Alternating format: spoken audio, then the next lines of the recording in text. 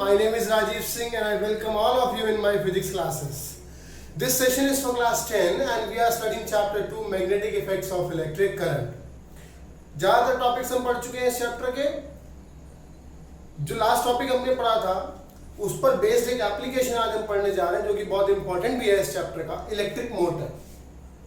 ठीक है ना. आज हम पढ़ेंगे अबाउट इलेक्ट्रिक मोटर. सबसे पहली बात तो ये हमको इसका जनरल कॉन्सेप्ट पता होना चाहिए कि इलेक्ट्रिक मोटर क्या होती है.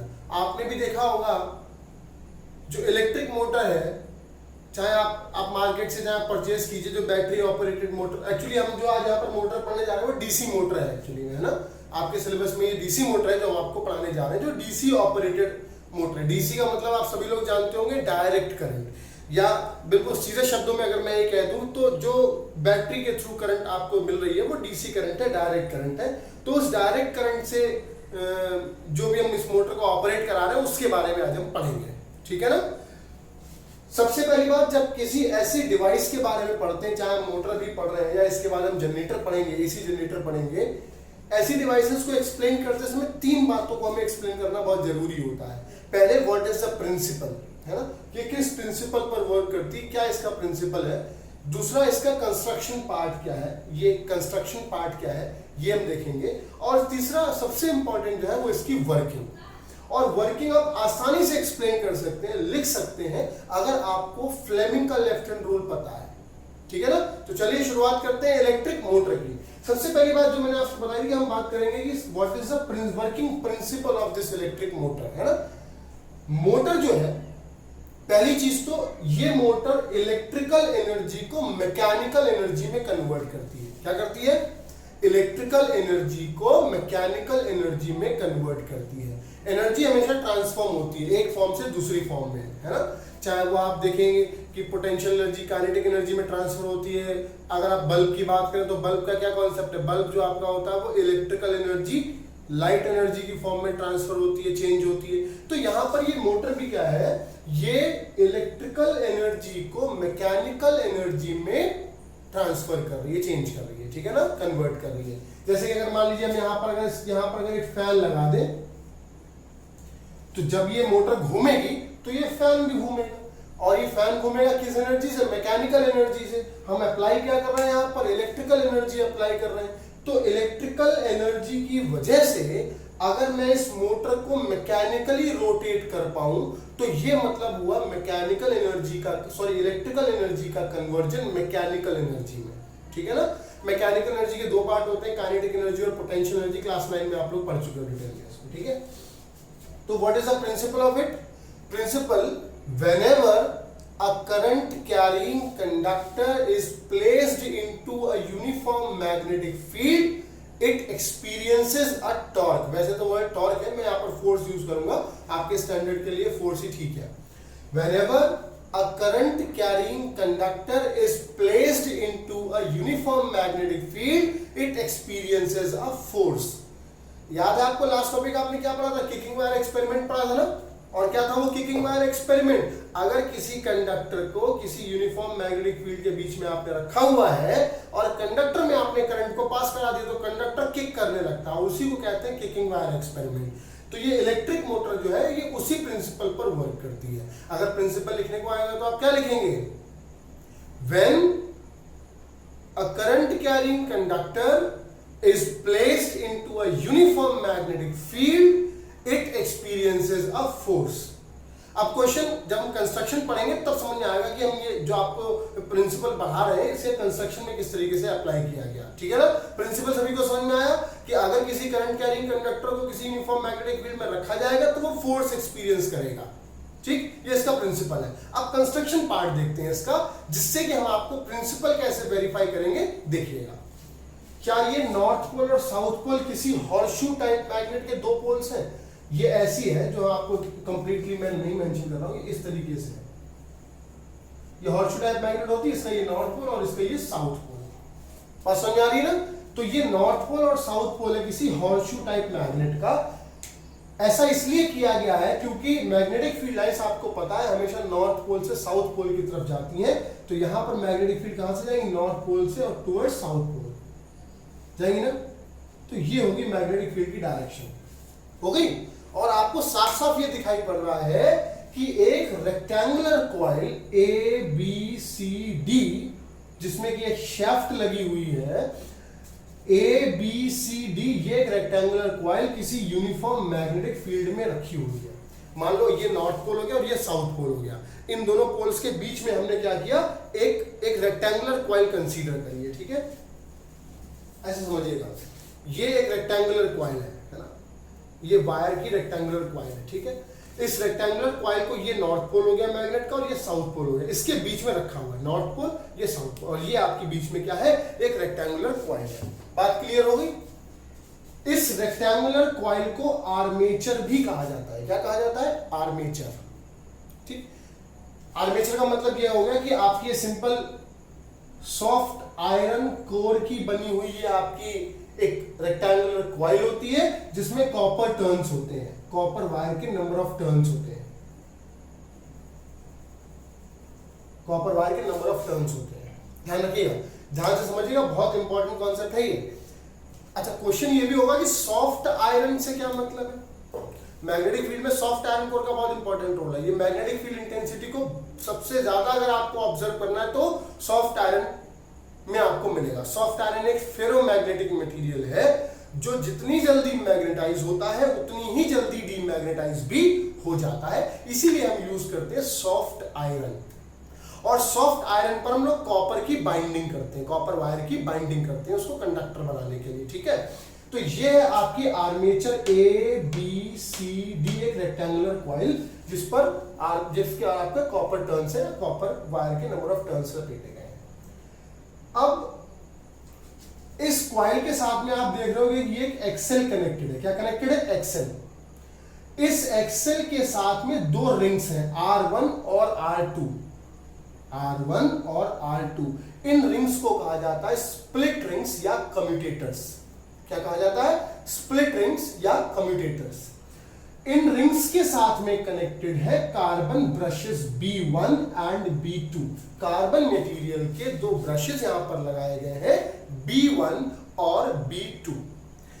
ये कुछ वैसे ही है जैसे कि मान लीजिए ये कोई एक्सेल है और इस एक्सेल पर इस तरीके से दो ये रिंग्स है ना, सेमी सर्कुलर रिंग्स हैं ये, है ना।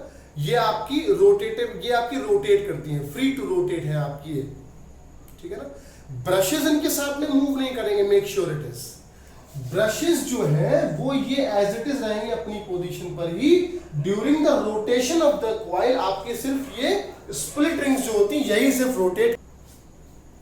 ये आपकी दो सेमी सर्कुलर रिंग्स हैं, ये सेमी सर्कुलर रिंग्स आपकी एक्सेल के ऊपर टाइट होती हैं, ठीक है ना, एक्सेल के ऊपर। और ये रिंग्स आपकी कम्यूटेटर्स बोली जाती हैं या इनको स्प्लिट रिंग्स भी कहा जाता है। इन स्प्लिट रिंग्स के साथ यहां पर जो आपके दो कनेक्टेड है, ये आपके कार्बन के ब्रशेस कनेक्टेड है, B1 और B2। ये आपका एक्सटर्नल सर्किट है जिससे आप उसको सप्लाई देंगे। कार्बन ब्रश के थ्रू ही सप्लाई दी जाती है, फिर वो रिंग्स में पहुंचकर फिर वो कॉइल में जाती है। ये पूरा का पूरा प्रोसीजर है। कंस्ट्रक्शन समझ में आया? किसी यूनिफॉर्म मैग्नेटिक फील्ड के बीच में एक आर्मेचर है ABCD। इस आर्मेचर के साथ में एक एक्सेल कनेक्टेड है, एक्सेल में दो रिंग्स लगी हुई हैं जिनको स्प्लिट रिंग्स कहा जाता है या कम्यूटेटर्स कहा जाता है। और साथ ही साथ यहाँ पर ज्वाइंट है दो ब्रशेस जिनको, जो कार्बन ब्रशेस होते हैं, और इनको कनेक्ट कर दिया जाता है एक एक्सटर्नल सर्किट से जिससे कि आपको सप्लाई देनी है बैटरी की, ठीक है ना। ये एक सेल हो गया और साथ में स्विच हमने कनेक्ट कर दिया। अब दिमाग में कॉन्सेप्ट है, हमारे प्रिंसिपल है, क्या है कि अगर किसी भी कॉइल, किसी भी वायर में करंट पास कराया जाएगा और वो वायर किसी यूनिफॉर्म मैग्नेटिक फील्ड के बीच में रखा हुआ है तो वो फोर्स एक्सपीरियंस करेगा। मैंने क्या कहा था, अगर आपको फ्लेमिंग का लेफ्ट हैंड रूल पता है तभी आप इसको सॉल्व कर सकते हैं, इसकी वर्किंग को समझ सकते हैं, ठीक है ना। अब हमको समझना यह है कि यहां पर हम फ्लेमिंग के लेफ्ट हैंड रूल को किस तरीके से अप्लाई करें जिससे कि ये हमको वर्किंग आसानी से समझ में आ जाए। पहले मैं आपको वर्किंग ऑलरेडी समझा देता हूं, फिर मैं आपको फ्लेमिंग के लेफ्ट हैंड रूल अप्लाई करके फिर वर्किंग आराम से समझा देता हूं, है ना। वर्किंग क्या होगी? वर्किंग ये है कि मान लीजिए आपकी ये रेक्टेंगुलर कॉइल है और ये किसी यूनिफॉर्म मैग्नेटिक फील्ड में रखी हुई। जैसे ही आप इस रेक्टेंगुलर कॉइल में करंट को पास कराएंगे, ये जो आपकी कॉइल होगी ना, ये इस तरीके से मूव करने लगेगी, ठीक है ना। ये इस तरीके से मूव करने लगेगी। तो क्या हुआ, आपने कॉइल को मैनुअली रोटेट कराया ना, आपने कॉइल को रोटेट कराया किसकी मदद से, इलेक्ट्रिसिटी की मदद से। तो आपने यहां पर सप्लाई क्या दी, इलेक्ट्रिसिटी, और ये अब रोटेट होने लगी। अगर ये रोटेट होने लगी इसका मतलब क्या, ये मैकेनिकल एनर्जी कंसीव कर रही है। क्या कर रही है, मैकेनिकल एनर्जी। यही समझना है कि किस तरीके से कॉइल रोटेट होगी जिससे कि इलेक्ट्रिकल एनर्जी का कन्वर्जन मैकेनिकल एनर्जी में हो जा रहा है, और क्या कॉन्सेप्ट है कि ये आसानी से पूरी इस तरीके से रोटेट होती रहती है। ध्यान से समझिएगा, जैसे ही आप इसमें करंट अप्लाई करेंगे, ये बैटरी के थ्रू जब आप करंट अप्लाई करेंगे, ये पॉजिटिव एंड है, तो करंट की सप्लाई यहां से शुरू होगी, यहां पर आएगी, कार्बन ब्रश के थ्रू होते हुए आपकी आर्मेचर में पहुंचेगी, और आर्मेचर में इस तरीके से करंट जाएगी। करंट जाएगी ना, दिखाई पड़ रही है, समझ में आ रहा है ना। अच्छा, अब हमें ये समझना है कि इस आर्मेचर का ये हिस्सा रोटेट ऐसे करेगा या ऐसे करेगा। कर दोनों तरीके से सकता है, लेकिन हमको देखना यह है कि हमने जो सर्किट यहां पर बनाया है उसके हिसाब से आर्मेचर ऐसे रोटेट होगी या ऐसे रोटेट होगी। ठीक, हम अप्लाई करेंगे फ्लेमिंग का लेफ्ट हैंड रूल। क्या कहता है फ्लेमिंग का लेफ्ट हैंड रूल, कि अगर ये फोर्स, मैग्नेटिक फील्ड और करंट इन तीन म्यूचुअली परपेंडिकुलर फिंगर और थंब पर कंसीडर करी जाए, तो थंब डायरेक्शन देता है फोर्स की, ये फर्स्ट फिंगर डायरेक्शन देती है मैग्नेटिक फील्ड की, ये सेकंड फिंगर डायरेक्शन देती है इलेक्ट्रिक करंट की। अब आप जरा यहां पर रखेंगे, आपकी करंट जा रही है ये, इस वाली फिंगर को देखिएगा, ठीक है ना, ये वाली जो फिंगर है, ये वाली फिंगर है। क्या आपका मैग्नेटिक फील्ड नॉर्थ से साउथ की तरफ जा रहा है, नॉर्थ से साउथ की तरफ जा रहा है। आप देखिए, ये है मैग्नेटिक फील्ड की डायरेक्शन और ये है इलेक्ट्रिक करंट की डायरेक्शन, तो ये आएगी इलेक्ट्रिक करंट की डायरेक्शन, मेरी फिंगर देखिए, ठीक है ना। और ये जो फिंगर है ये किस तरफ जा रही है, north to south, magnetic field की डायरेक्शन है। आपका थंब किस तरफ है, अंदर की तरफ। थंब किस तरफ है, देखिए इनवर्ड ही तो है आपका ये थंब। इसका मतलब क्या हुआ, ये हिस्सा इस कॉइल का अंदर की तरफ चला जाएगा। किस तरफ चला जाएगा, अंदर की तरफ चला जाएगा। मैं अगर इसको ऐसे रखूं, ये देखिए, ये ऐसे है ना, यहां पर समझिएगा, ये इससे की मैं बात कर रहा हूं, इस तरफ की मैं बात कर रहा हूं। ये करंट यहां से आ गई, मैग्नेटिक फील्ड ऐसे जा रहा है, तो ये हिस्सा जो है ये अंदर की तरफ मूव करने लग जाएगा, ऐसे अंदर की तरफ। ठीक, इधर आ जाइए, इधर आएंगे, एफ बी आई, इतना ध्यान रखना है बस, ठीक है। ये बी हो गया, ये करंट आ रही है सी से डी, यानी फिंगर दिखा रही है ना करंट। ये magnetic field line north to south, ये मेरा थंब आउटवर्ड डायरेक्शन में है। इसका मतलब क्या हुआ, ये कॉइल इस तरीके से रोटेट होगी, ये कॉइल ऐसे रोटेट होगी इस तरीके से। समझ में आ रहा सभी को, समझ में आ रहा ना। ये आपका हिस्सा ए बी सी डी, यहां पर करंट गई, ये हिस्सा अंदर की तरफ चला गया, यहां पर करंट ऊपर से, ये हिस्सा बाहर की तरफ आ गया। क्लियर हुई बात। यानी कि इस करंट की मदद से जैसे ये करंट आपकी इस आर्मेचर में पहुंची, एक हिस्सा अंदर की तरफ और एक हिस्सा बाहर की तरफ रोटेट हुआ, और ये आपकी 180 डिग्री रोटेट हो जाएगी। क्या होगा, 180 डिग्री, मतलब ये हिस्सा होगा, ये ऐसे रोटेट हो जाएगा कॉइल का, 180 डिग्री रोटेट हो गया। अब काम शुरू होता है किनका, स्प्लिट रिंग्स का। स्प्लिट रिंग्स का मतलब ही सिर्फ ये होता है कि वो करंट की डायरेक्शन को बदल देती है। डायरेक्शन को बदलने का मतलब, तभी तुमको कहता है स्प्लिट रिंग्स, ये स्प्लिट कर देती है डायरेक्शन को करंट की। कैसे, अब जब ये हिस्सा पलट करके अंदर चला गया, ये हिस्सा पलट करके इधर आ गया, तो मुझे बताइए कि क्या अब आपका ये हो जाएगा, ये हिस्सा नीचे गया तो ये यहां ए आ गया, यहां बी आ गया, और ये जो सतह ऊपर हो जाएगी, ये सी हो गया और ये डी हो गया। ऐसे तो कुछ हो जाएगा भाई। जब 180 डिग्री रोटेट हो गया तो रोटेट होने वाले, अब यही तो हो गया, तो जो ये हिस्सा था वो इधर आ गया, जो नीचे का हिस्सा था वो उधर पहुंच गया। अब ये आया, करंट अभी भी ऐसे ही जा रही है। अगर ये कम्यूटेटर्स ना लगे होते तो ये क्या होता, ऐसे रोटेशन होता है ना, क्योंकि 180 डिग्री के बाद में करंट आपकी यहां पर आती, ये फिर हिस्सा ऊपर की तरफ आ जाता। लेकिन क्या है, कम्यूटेटर्स जो थे, जैसे ही आपका एक्सल रोटेट हुआ, एक्सल रोटेट होने पर ये जो आपकी रिंग R1 थी ये इधर हो गई और R2 इस तरफ आ गई। अब इसका काम क्या हुआ, इन स्प्लिट रिंग्स के रोटेशन की वजह से करंट फिर यहां पर ऐसे ही जाएगी। अब ये सब फिर अंदर की तरफ जाएगा, ये सब फिर बाहर की तरफ आएगा, जिससे कि लगातार एक रोटेशन जो होगा वो चलता रहेगा। मतलब किस तरीके से, इस तरीके से। ये रोटेट हुआ, इधर आ गया, फिर ये रोटेट हो गया। अब ये वाला CD जो कॉइल होगी वो अंदर की तरफ चली जाएगी, AB बाहर की तरफ आ जाएगी। अब AB फिर आ गई, फिर आपकी AB कॉइल करंट इस तरफ जा रही, फिर आपका ये हिस्सा अंदर तरफ चला जाएगा, ये हिस्सा बाहर की तरफ चला जाएगा। तो ये इस तरीके से कंटिन्यूअस रोटेशन जो होगा इस कॉइल का होने लग जाएगा। और यही कॉन्सेप्ट है इलेक्ट्रिक मोटर का।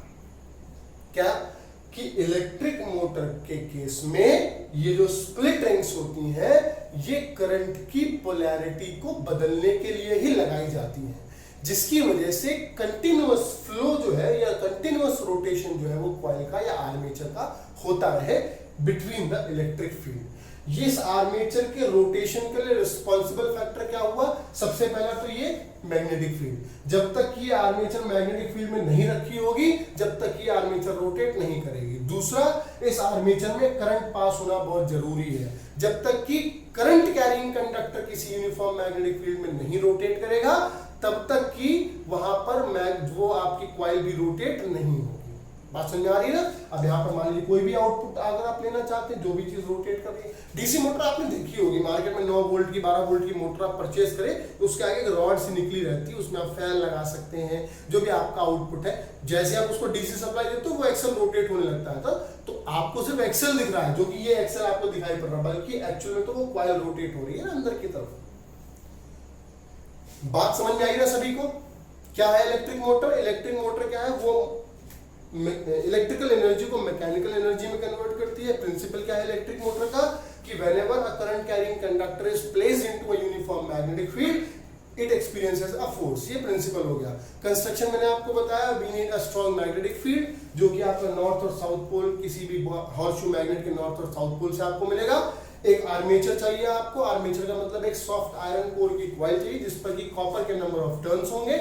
उसके साथ में ज्वाइंट किया गया है एक्सेल। एक्सेल के ऊपर लगी होंगी स्लिप रिंग्स और स्लिप रिंग्स के ऊपर होंगे कार्बन ब्रशेस। ठीक है। इसके बाद में वर्किंग की तरफ हम आते हैं। तो वर्किंग में हमने देखा, वर्किंग में क्या हुआ, जैसे ही किसी भी करंट कैरिंग कॉइल को किसी यूनिफॉर्म मैग्नेटिक फील्ड में रखा जाएगा, वो कॉइल आपका एक हिस्सा कॉइल का अंदर की तरफ और दूसरा हिस्सा कॉइल का बाहर की तरफ शिफ्ट होने लगेगा। और ये डिपेंड इस बात पर करता है कि आपकी करंट की पोलैरिटी क्या है। आफ्टर 180 डिग्री रोटेशन करंट की पोलैरिटी स्प्लिट होती है और फिर जो हिस्सा पहले बाहर की तरफ मूव हो रहा था वो अंदर की तरफ मूव होने लगेगा।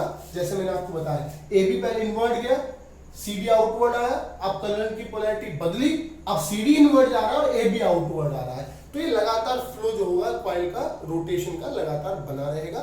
ये स्प्लिट रिंग्स की मदद से हमने पॉसिबल कर पाया। तो अल्टीमेटली हमने क्या देखा कि इलेक्ट्रिकल एनर्जी की मदद से मैकेनिकल एनर्जी में ट्रांसफॉर्मेशन या कन्वर्जन कर लिया गया। ये था इलेक्ट्रिक मोटर, जिसमें कि हमने ये पढ़ा कि इलेक्ट्रिकल एनर्जी को मैकेनिकल एनर्जी में कैसे कन्वर्ट करते हैं। कुछ थोड़े बहुत इंपॉर्टेंट पॉइंट्स और फिर ये टॉपिक आपका फिनिश हो जाएगा। हम इस कॉइल की रोटेशन को कंट्रोल कैसे कर सकते हैं, मतलब इसकी स्पीड को बढ़ा या घटा कैसे सकते हैं। छोटा सा इसके बारे में भी जान लेते हैं। कॉन्सेप्ट बहुत हालांकि पूछा नहीं जाता, लेकिन पता होना चाहिए। अगर नंबर ऑफ रोटेशन आपको बढ़ाने हैं तो आपको क्या करना पड़ेगा? नंबर ऑफ टर्न्स बढ़ा दीजिए। अगर नंबर ऑफ टर्न्स आप बढ़ा देंगे तो कॉइल के रोटेशन बढ़ जाएंगे। दूसरा, अगर आप करंट की स्ट्रेंथ को बढ़ा देंगे तो भी नंबर ऑफ रोटेशंस बढ़ जाएंगे। या फिर आप मैग्नेटिक फील्ड के स्ट्रेंथ को अगर बढ़ा देंगे तब भी रोटेशंस बढ़ जाएंगे। हालांकि हर चीज को बढ़ाने पर कुछ ना कुछ ड्रॉबैक्स भी निकल करके आएंगे, लेकिन अगर हमको सिर्फ और सिर्फ रोटेशन बढ़ाने हैं तो ये 3 मेथड है जिनकी मदद से आप कॉइल के रोटेशन जो होंगे वो बढ़ा सकते हैं। इनकी मदद से आप स्ट्रेंथ ऑफ करंट इंक्रीज कर सकते हैं, आप नंबर ऑफ टर्न्स इंक्रीज कर सकते हैं, आप मैग्नेटिक फील्ड स्ट्रेंथ को इंक्रीज कर सकते हैं। मोस्ट कॉमनली जो मेथड होता है वो होता है ये नंबर ऑफ टर्न्स को बढ़ाने वाला। नंबर ऑफ टर्न्स को बढ़ा दिया जाता है तो कॉइल के रोटेशन होते हैं वो बढ़ जाते हैं। ठीक है ना? तो ये था आपका इलेक्ट्रिक मोटर। इसी चैप्टर के अगले वीडियो में हम आपको समझाएंगे व्हाट इज इलेक्ट्रोमैग्नेटिक इंडक्शन, जो कि इस चैप्टर का बहुत ही इंपॉर्टेंट सेक्शन है। और अगर आपको इलेक्ट्रोमैग्नेटिक इंडक्शन समझ में आ जाएगा तो उसके बाद में फिर हम पढ़ेंगे एसी जनरेटर। ये 2-3 वीडियोस हमारे और लगेंगे जिसमें आपका ये चैप्टर फिनिश हो जाएगा। देखिए, चैप्टर क्योंकि कंप्लीटली थियोरेटिकल है, कंसेप्चुअल है, इसीलिए हम बहुत स्लो आपको टॉपिक वाइज टॉपिक सिर्फ पढ़ा रहे हैं। आप एक एक टॉपिक प्रिपेयर करते रहिए, अपने नोट्स बनाते रहिए, जिससे कि आपको एकदम हर एक चीज क्लियर होती चली जाए। आपको इस वीडियो में इस मोटर को समझने में जो भी डाउट आए आप मुझसे जरूर पूछिएगा। इस लिंक में आप पूछ सकते हैं, व्हाट्सएप नंबर पर आप मुझसे पूछ सकते हैं, ग्रुप में मुझसे पूछ सकते हैं। लेकिन आप इस मोटर की जो वर्किंग है इसको दिमाग में 3 डायमेंशनल फिगर इमेजिन करके फिर आप इसको समझिएगा, आपको बहुत क्लियरली समझ में आ जाएगी। दूसरी बात, फ्लेमिंग का लेफ्ट हैंड रूल अप्लाई करना बहुत जरूरी है। अगर आपको ये आता है अप्लाई करना, तभी आप इसके रोटेशन को प्रॉपर्ली मैनेज कर पाएंगे, समझ पाएंगे, ठीक है ना। तो बार बार बुक से पढ़िए, इस वीडियो को देखिए। अगर कोई डाउट आता है इसके बाद भी, then you are most welcome to ask me regarding any doubt of this topic, electric motor. Is that clear? So for today it is sufficient. Till then you stay home, stay safe, keep motivating and thank you very much. ठीक है, कहना कुछ और चाहता था लेकिन मैं कहूँगा नहीं, नेक्स्ट वीडियो में आपको बताऊंगा क्या कहना चाह रहा था। Okay? So for today it is sufficient. Thank you very much.